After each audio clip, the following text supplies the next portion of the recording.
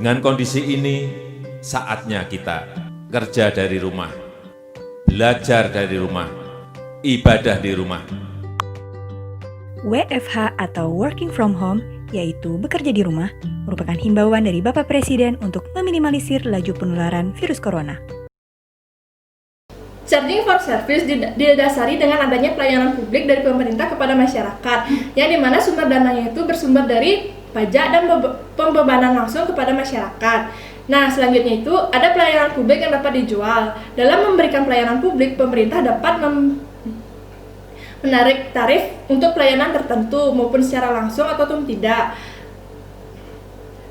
Kemudian, ada pun alasan yang dapat dibenarkan, yaitu pertama adanya barang privat atau barang publik, kemudian efisiensi ekonomi dan prinsip keuntungan.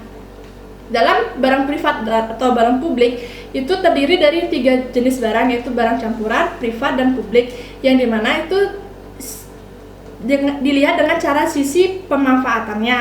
Nah, seperti barang campuran itu atau disebut dengan juga merit guard, yang contohnya itu seperti pendidikan, pelayanan kesehatan, transportasi publik, dan air bersih. Nah, ada pun juga kesulitan-kesulitan dalam membedakan barang privat dan barang publik, yaitu satu, batasannya tidak kelihatan. Kedua, walaupun itu barang publik tapi dikenakan pembebanan langsung. Kemudian pemerintah lebih cenderung membebankan langsung daripada membebankan biaya kepada pajak. Untuk presentasi selanjutnya akan dilanjutkan oleh teman saya. Baik, di sini saya akan melanjutkan presentasi dari teman saya. Dalam hal penyediaan pelayanan publik perlu memperhatikan beberapa hal. Yang pertama, identifikasi barang atau jasa yang menjadi keperluan masyarakat. Yang kedua, siapakah yang lebih berkompeten dalam menyediakan keperluan masyarakat tersebut. Yang ketiga, dapatkah penyediaan pelayanan publik diserahkan kepada sektor ketiga. Dan yang terakhir, pelayanan publik apa saja yang tidak harus dilakukan oleh pemerintah, namun dapat ditangani oleh swasta. Selanjutnya ada efisiensi ekonomi. Mekanisme harga memiliki peran yang sangat penting dalam mengkolaborasikan sumber daya melalui yang pertama, pendistribusian permintaan. Siapakah yang memiliki manfaat paling banyak, maka ia akan membayar lebih banyak juga. Yang kedua, pemberian insentif untuk menghindari pemborosan. Yang ketiga, pemberian insentif pada supplier yang berkaitan dengan skala produksi. Dan yang terakhir, penyediaan sumber daya pada supplier untuk meningkatkan dan mempertahankan persediaan jasa. Nah, tanpa adanya mekanisme harga ini, maka permintaan maupun penawaran tidak akan menuju titik keseimbangan, sehingga alokasi sumber daya tidak akan berjalan dengan efisien, seperti penyediaan air, obat-obatan, dan sebagainya. Nah, selanjutnya ada prinsip keuntungan. Pada dasarnya, pembebanan tarif pelayanan akan menguntungkan karena dianggap sebagai sumber penerimaan pemerintah. Hanya saja, pemerintah tidak boleh memaksimalkan keuntungan karena pemerintah lebih baik menetapkan harga di bawah full cost, memberikan subsidi, dan memberikannya secara gratis. Nah, charging of service berbeda dengan fee. Fee adalah biaya perizinan atau lisensi yang diberikan pemerintah.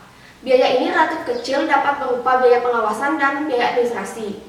Contohnya yaitu tingkat fee bisa diberikan pemerintah atau dapat ditarik oleh pemerintah melalui IMB atau izin mendirikan bangunan. Nah, selanjutnya yaitu argumen terhadap pembebanan tarif pelayanan, di mana terdapat beberapa hal yang menjadi dasar pembebanan tarif pelayanan.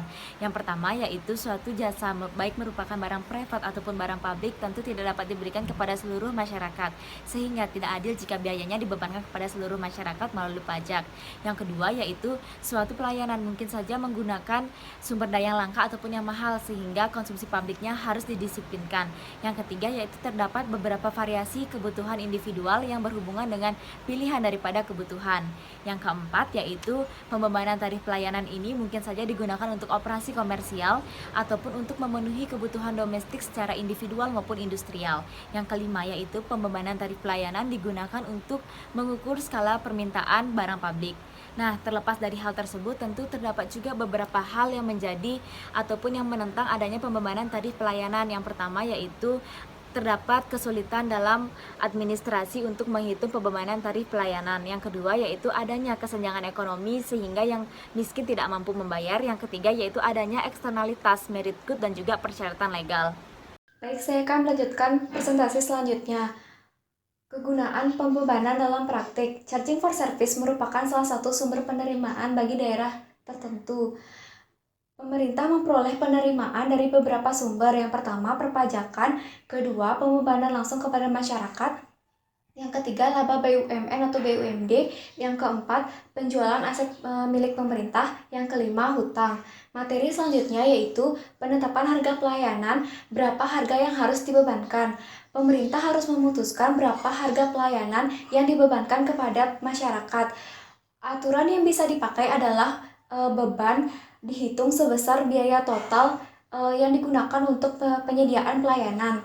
Untuk menghitung biaya total tersebut, terdapat beberapa kesulitan karena yang pertama, kita tidak tahu secara tepat berapa biaya total yang digunakan untuk menyediakan pelayanan. Yang kedua, sulit mengukur jumlah yang dikonsumsi. Yang ketiga, pembebanan tidak memperhitungkan kemampuan masyarakat untuk membayar. Yang kelima, biaya apa saja yang diperhitungkan.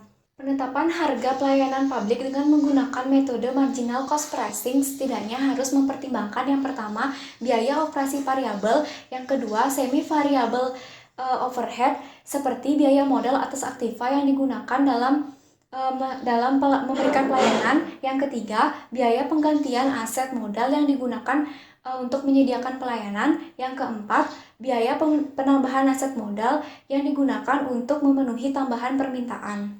Baik, selanjutnya saya akan mengajak kalian untuk membahas mengenai permasalahan dari marginal cost pricing. Yang pertama adalah sulit untuk memperhitungkan secara tepat marginal cost atas jasa tertentu. Yang kedua, apakah harga seharusnya didasarkan pada biaya marginal jangka pendek atau biaya marginal jangka panjang. Yang ketiga, marginal cost pricing itu bukanlah full cost recovery. Masalah yang keempat, kegunaan dari konsep kewajaran. Masalah yang kelima, eksternalitas konsumsi. Dan yang terakhir adalah pertimbangan ekuitas yang mensyaratkan yang kaya membayar lebih. Oke, langsung lanjut ke materi berikutnya, kompleksitas strategi harga. Ada 5, yang pertama adalah two parts tarif, yang kedua ada peak load tariffs, yang ketiga diskriminasi harga, keempat adalah full cost recovery, dan yang terakhir adalah harga di atas marginal cost. Baik, langsung lanjut materi terakhir, yaitu penaksiran biaya. Apapun metode yang digunakan dalam penetapan harga, yang paling mendasar adalah mendasar pada suatu usaha dalam penetapan atau penaksiran biaya. Adapun beberapa faktor yang menjadi pertimbangan antara lain, yang pertama, opportunity cost untuk staff, perlengkapan dan lainnya. Yang kedua adalah opportunity cost of capital. Yang ketiga adalah accounting price. Yang keempat polling, dan yang terakhir adalah cadangan inflasi. Marginal cost pricing itu bukanlah satu-satunya metode yang dapat dijadikan sebagai dasar dalam penetapan harga pelayanan publik. Baik itu digunakan ataupun tidak, yang paling penting adalah kebijakan yang jelas dalam penetapan harga pelayanan publik yang dapat menunjukkan biaya secara tepat dan mengidentifikasi subsidi skala publik.